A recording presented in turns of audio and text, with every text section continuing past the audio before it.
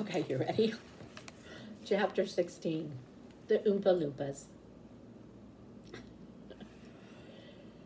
You say that there are no people in the world as small as that, said Mr. Wonka, laughing. Then let me tell you something. There are more than 3,000 of them right here in my factory.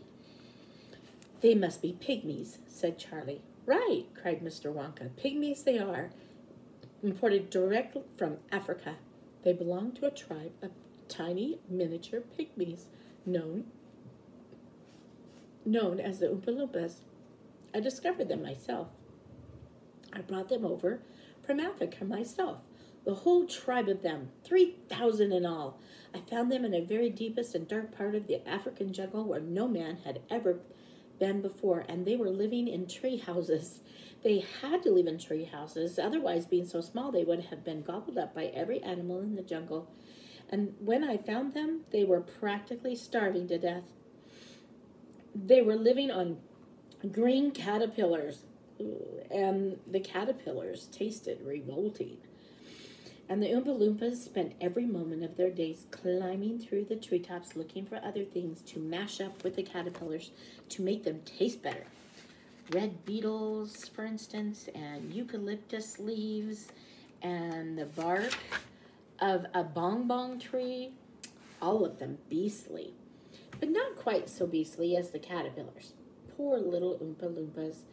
The one food that they longed for more than any other was the cocoa bean. But they couldn't get it. An Oompa Loompa was lucky if he found 3 or 4 cocoa beans a year. But oh, how they craved them. They used to dream about cocoa beans all night and talk about them all day. You had only to mention the word cocoa to an Oompa Loompa, and he would start dribbling at the mouth. The cocoa bean, Mr. Wonka continued, which grows on the cocoa tree, happens to be the thing from which all chocolate is made. You cannot make chocolate without cocoa bean. The cocoa bean is chocolate. I myself use billions of cocoa beans every week in this factory.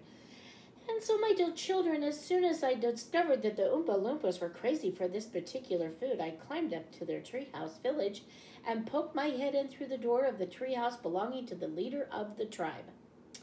The poor little fellow, looking thin and starved, was sitting there trying to eat a bowl full of mashed up green caterpillars without being sick. Look here, I said, speaking not in English, of course, but in Oompa Loompa-ish. Look here, if you and all your people will come back to my country and live in my factory, you can have all the cocoa beans you want. I've got mountains of them in my storehouses. You can have cocoa beans for every meal. You can gorge yourself silly on them, and I'll even pay your wages in cocoa beans if you wish. You really mean it? Asked the Oompa Loompa leader, leaping up from his chair. Of course I mean it, I said.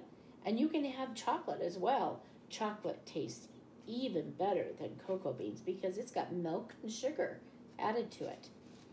The little man gave a great whoop of joy and threw his bowl of mashed caterpillars right out the treehouse window. It's a deal, he cried. Come on, let's go. So I shipped them all over here, every man, woman, and child in the Oompa Loompa tribe. It was easy. I smuggled them over in large packing crates with holes in them, and they got here safely. The wonderful workers, they all speak English now. They love dancing and music. They're always making up songs. I expect you'll hear a good deal of singing today from time to time. I must warn you, though, that they are rather mischievous. They like jokes, and they still wear the same kind of clothes they wore in the jungle. They insist upon that. The men, as you can see for yourselves, across from the river, wear only deerskins, and the women wear leaves, and the children wear nothing at all.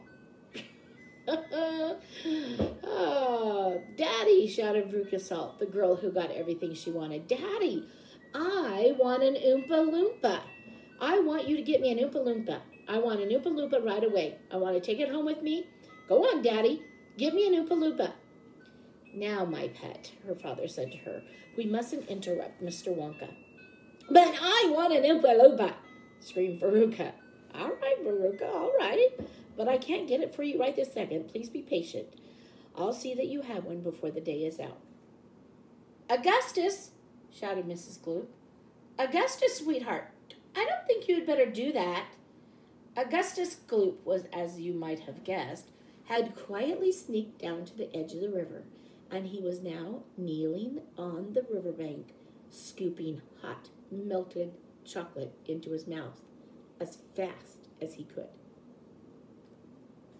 Here's the Oompa Loompas being shipped over in crates from Africa. Look at the holes so they can breathe. That's funny.